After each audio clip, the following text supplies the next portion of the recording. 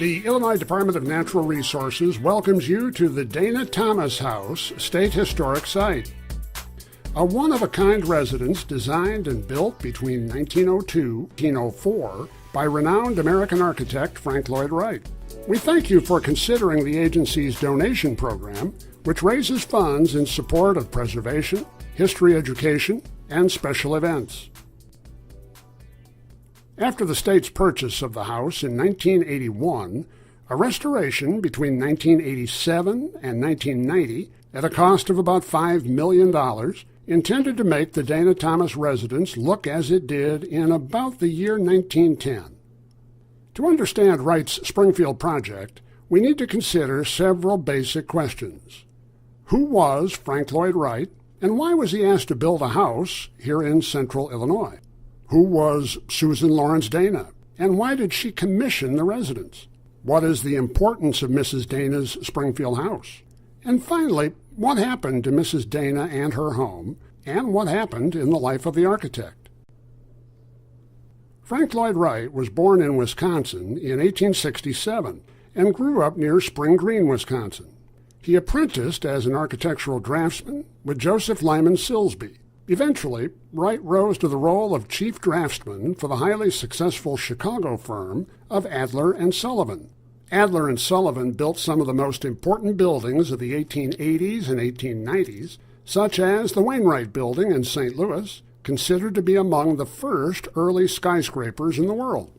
After a dispute with his mentor Louis Sullivan, Frank Lloyd Wright established his own architectural practice in 1893. He began to specialize in home design, such as the simplified Winslow House of 1893 in River Forest, Illinois. The house's design is inspired by the works of Sullivan, yet anticipates Wright's mature prairie school buildings of the next decade. By 1900, Mr. Wright had built a series of Midwestern prairie houses. The style is usually marked by horizontal lines, flat or hipped roofs with broad overhanging eaves, windows grouped in horizontal bands, often made of art glass designs, and integration with the landscape. It was at this point in Wright's career that he was approached by 40-year-old Susan Lawrence Dana of Springfield. Her young husband died in 1900. Her father, a former mayor of Springfield, died 6 months later in 1901. Even in the face of these losses, Susan was determined to change her father's old Italianate house into an entertainment center for extensive parties, receptions, and fundraising benefits. The old house was totally transformed by Frank Lloyd Wright.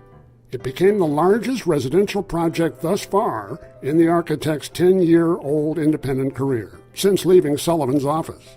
Built for some $60,000, including art glass, furniture, and architectural fees, the Springfield Project was twice as expensive in its detail and elaboration as the 1902 Ward Willets House in Oak Park, which is widely considered the first of Wright's mature prairie-style designs.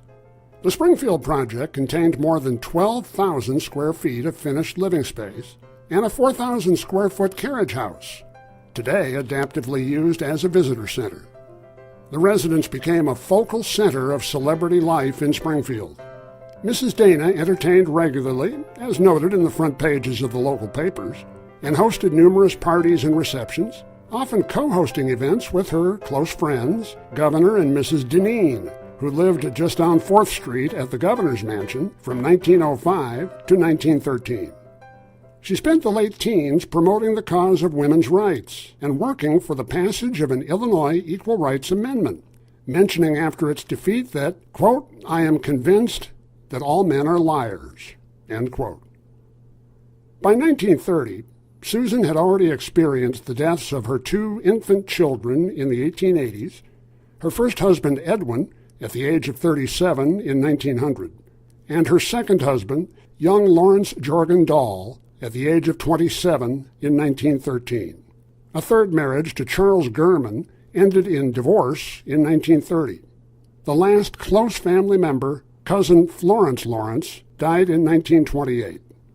During the 1920s and 30s, Susan was searching for fulfillment through metaphysical religious activities.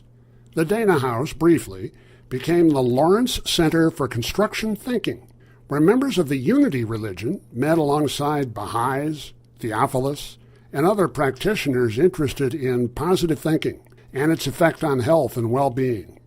Many of these groups had women ministers. Susan closed up the Frank Lloyd Wright house and moved to the smaller, more manageable quarters in the White Cottage, just west of the 3rd Street Railroad tracks. She had lived in the main residence for 24 years.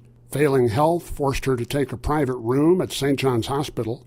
She was aware that the courts had intervened to help settle her affairs, pay outstanding bills, and provide working cash. A large 6-day auction of her things had taken place in July 1943. 4 years after being admitted to the hospital, Susan Lawrence Dana died in 1946. The Dana residence was purchased by Charles C. Thomas Publishers in April 1944 and was used for 37 years as their corporate office prior to state ownership. Frank Lloyd Wright died in 1959 at the age of almost 92, outliving Susan Dana by almost 13 years. The state of Illinois acquired the house and most of its contents in 1981 for $1 million and opened the building as a state historic site and house museum. It is unique among state properties because it is the only one purchased solely for its architectural merit and building integrity, and the quality of its world-renowned collection of original art glass, furniture, and decorative arts. Following the 3-year restoration in 1990, the Dana residence has become one of the premier Wright sites for understanding his development as an architect. This was no modest home. Instead, it was one of Wright's largest and most extensive house projects ever. The superb decorative designs that remain give testament to this unique project in Wright's long, highly visible, and controversial career.